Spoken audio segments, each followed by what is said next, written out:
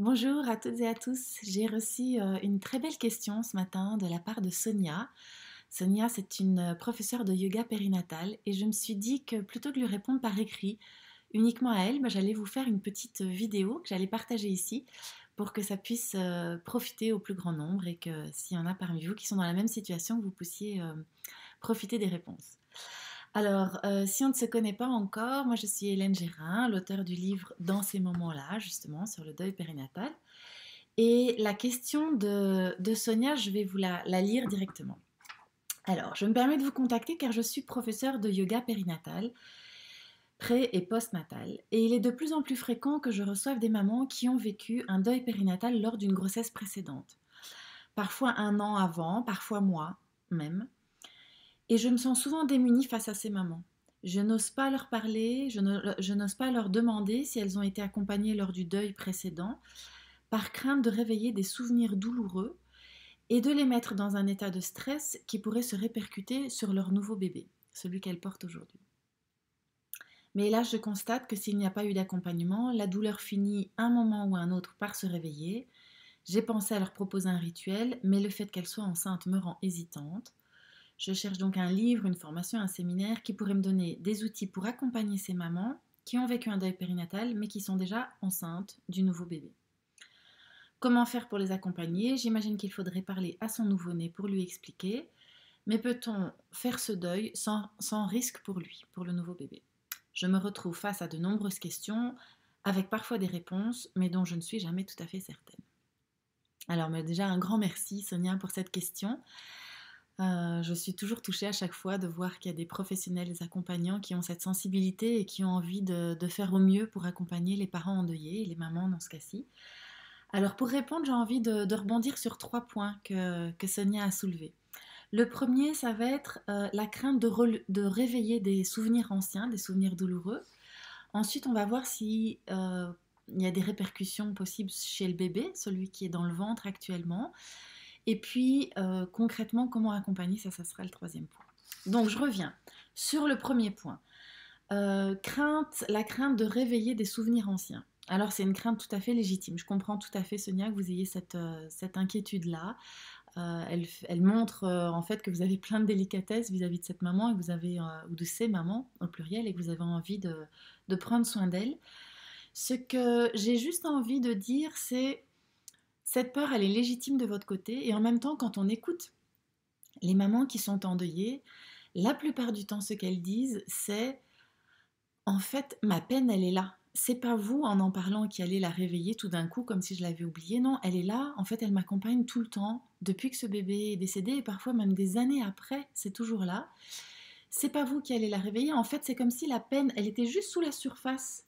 Et que par pudeur, par peur de pas déranger l'entourage ou l'entourage par peur de maladresse, etc., on n'en parle pas, on n'aborde pas les choses. Mais cette peur, cette tristesse, ce chagrin, ce deuil, il est jamais complètement mis dans une boîte avec un couvercle sur lequel on ne revient pas. En fait, il nous accompagne, il est parfois dans tout notre corps, dans toutes les cellules de notre corps, à chaque minute de la journée.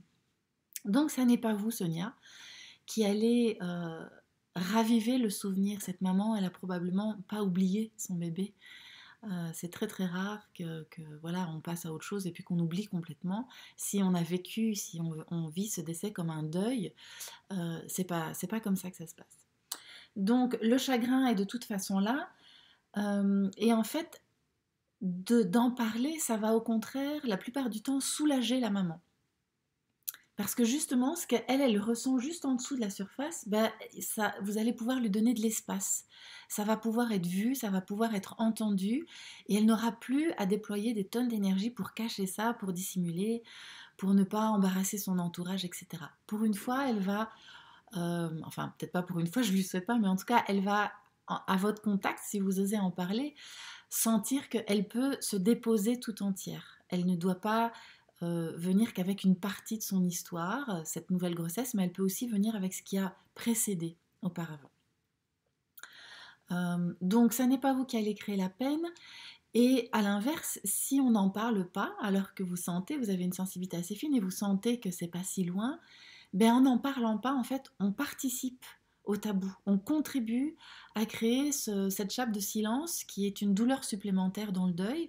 Et à l'inverse, quand on fait de l'espace pour pouvoir accueillir ces émotions, il y a beaucoup de parents beaucoup de mamans qui se sentent beaucoup mieux. Alors, ça ne veut pas dire qu'elle va être tout à fait sereine et qu'elle va vous parler de sa grossesse précédente et du décès de son bébé précédent tout à fait en paix, probablement pas. Vous pouvez d'ailleurs vous attendre à des larmes, à des émotions fortes qui reviennent. C'est tout à fait normal, qui reviennent, je veux dire, qui trouvent un espace pour pouvoir s'exprimer. Donc ne soyez pas inquiète, ces larmes, elles ont besoin de circuler, hein, ces émotions, elles ont besoin de circuler. Donc vous pouvez les accueillir pour ce qu'elles sont. Et il n'y a pas besoin de sécher les larmes trop vite. Les larmes, c'est de l'eau, ça finit toujours par sécher. Par contre, les émotions, elles ont besoin de trouver de l'espace pour se dire. Donc, en parlant, vous allez libérer les émotions qui sinon restent bloquées dans le corps. Et vous le voyez peut-être d'ailleurs, puisque vous êtes prof de yoga, vous voyez peut-être qu'il y a des endroits dans le corps qui sont tout tendus, où il y a quelque chose d'un peu crispé, il y a une douleur qui s'est cristallisée là, et il y a besoin que ça puisse recirculer. Donc en parlant, vous n'allez pas faire mal. La maman a probablement déjà mal par rapport à son deuil, mais ça n'est pas vous qui allez causer cette douleur. C'est son deuil qui lui cause de la douleur. Ce n'est pas la même chose. Voilà. Et puis, de toute façon, vous évoquiez aussi tout à l'heure, dans votre question, vous évoquiez le fait de est-ce que ça ne va pas faire revenir des souvenirs. Alors, de toute façon, quand on est enceinte, c'est très fréquent, c'est pas à tous les coups, mais c'est très fréquent que la grossesse actuelle fasse remonter des souvenirs anciens. Ça peut être même des souvenirs de sa propre naissance, du moment où on était soi-même dans le ventre de sa maman. Et dans le cas d'un deuil périnatal, l'inquiétude qui suit le deuil va se reproduire de toute façon, va accompagner, va colorer la grossesse d'après, et ça c'est tout à fait normal. Donc par exemple, si la maman a perdu son bébé ou a appris qu'il y avait un problème, on a constaté que le cœur de son petit bébé ne battait plus par exemple au moment de la deuxième échographie, et bien très probablement que jusqu'à ce que cette date soit passée, le risque, l'inquiétude de devoir réentendre la même chose va l'habiter très, très régulièrement. Donc, ce stress, il est inévitable. Il ne faut pas nécessairement le combattre, mais par contre, il faut pouvoir l'accueillir, le reconnaître, le normaliser, le légitimer, pour que cette maman sache que c'est normal ce qu'elle ressent, c'est tout à fait normal. Donc, les grossesses vont se superposer dans son souvenir. Il y a parfois même des histoires qui se télescopent. Hein, si surtout 3 mois après un décès, la maman retombe enceinte, bah, quand on calcule, la date de terme est la même. Donc il y a beaucoup de choses, il y a des dates clés qui vont faire surface.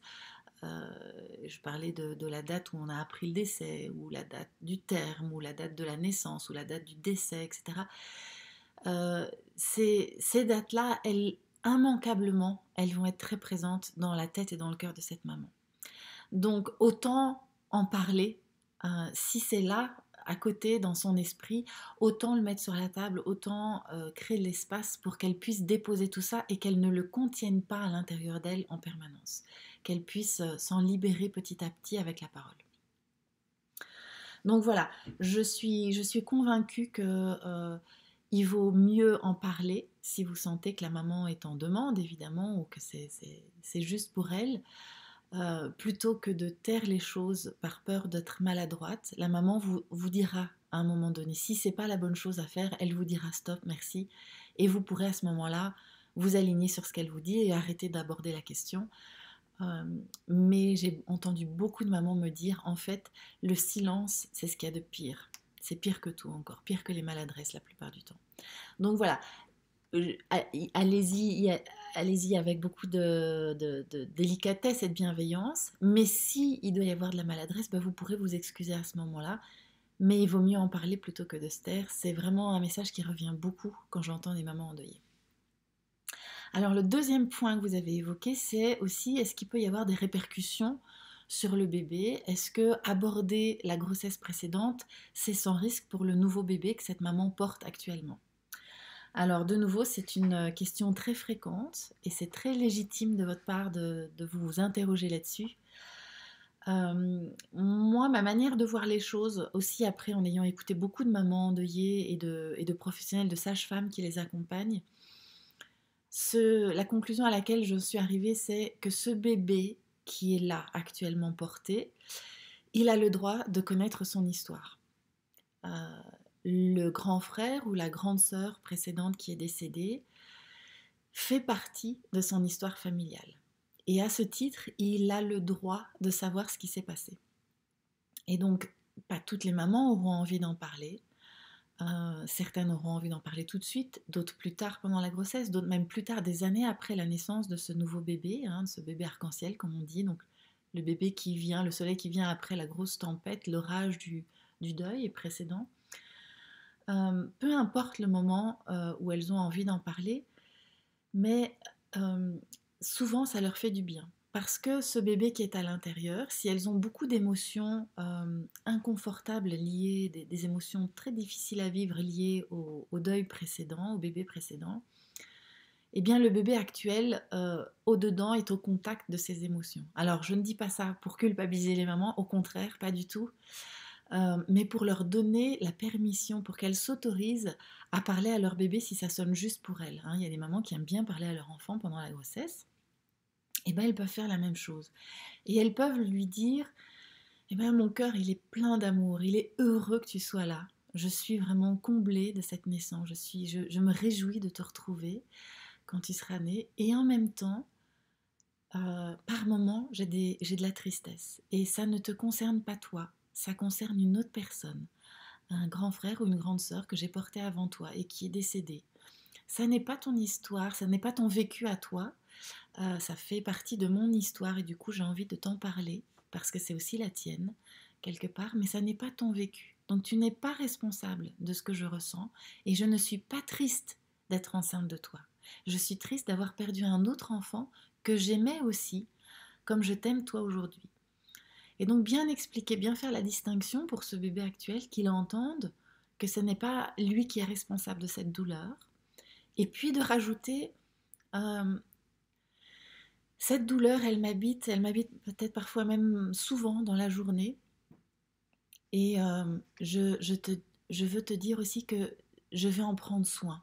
Je vais me faire accompagner ou je vais, voilà, à travers le yoga ou autre chose, je vais me mettre en recherche de ressources, de personnes qui peuvent m'accompagner sur cette question, mais c'est moi qui vais en prendre soin. C'est mon rôle de maman. C'est pas à toi, petit bébé que je porte, c'est pas à toi de prendre ça sur toi. Toi, tu es le petit, tu es le bébé, et moi, je suis la maman, je suis l'adulte, et je vais prendre soin de ma peine. Mais je t'en parle pour que tu comprennes ce qui se passe à l'intérieur de moi et que tu saches que c'est pas toi qui es responsable. Voilà, ça pour certaines mamans, ça peut être très agréable, très, très apaisant plutôt, de pouvoir nommer les choses en toute simplicité et en toute authenticité pour leur bébé. Et ça peut être aussi soulageant de nommer la dualité. Parfois, surtout l'entourage est tellement content que la maman soit à nouveau enceinte, que ce couple attende un nouveau bébé, qu'on se concentre que sur le positif, que sur la belle nouvelle. Sauf qu'il n'y a pas un bouton pause pour le deuil, il n'y a pas un bouton arrêt même tout court de ben voilà, on passe à autre chose. Et du coup, ça peut être vraiment soulageant que la maman explique cette dualité. Elle vit dans deux énergies différentes qui parfois s'entrechoquent, parfois sont douces l'une avec l'autre, mais en tout cas, ces deux énergies sont là.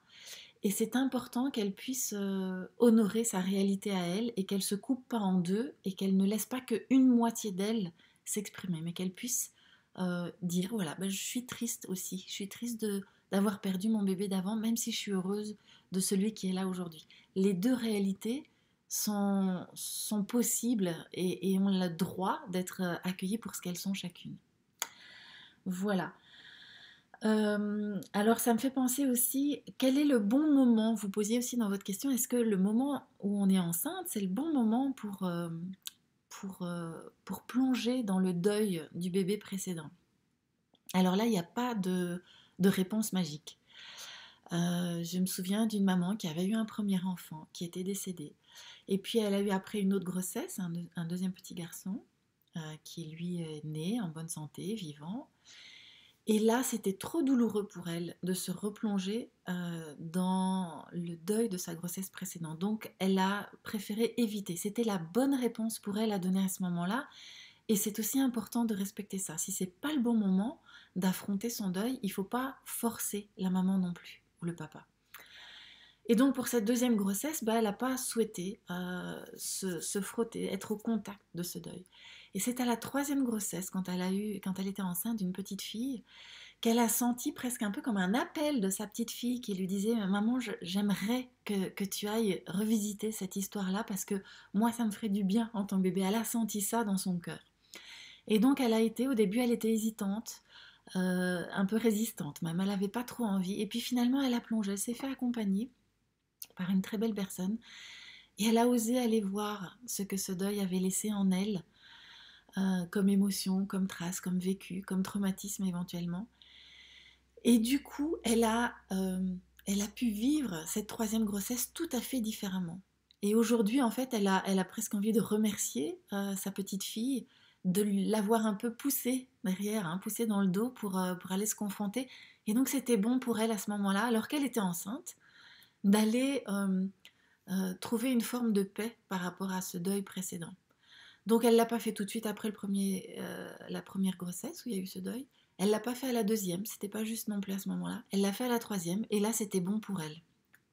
Donc voilà, je raconte cette histoire parce que c'est à chaque maman de sentir ce qui est juste pour elle ou pas. Vous en tant que professeur de yoga, pardon, vous pouvez proposer à la maman sans rien imposer et puis c'est elle qui va savoir, elle est la mieux placée pour savoir si c'est la bonne chose à faire pour elle ou pas à ce moment-là. Mais pour revenir à votre question, je suis intimement convaincue que si on parle en toute franchise à son bébé, en parlant du cœur et en lui expliquant bien que ça n'est pas lui qui est responsable des émotions douloureuses liées au deuil précédent, je suis convaincue qu'au contraire c'est même soulageant pour le bébé et non traumatisant pour lui. Voilà.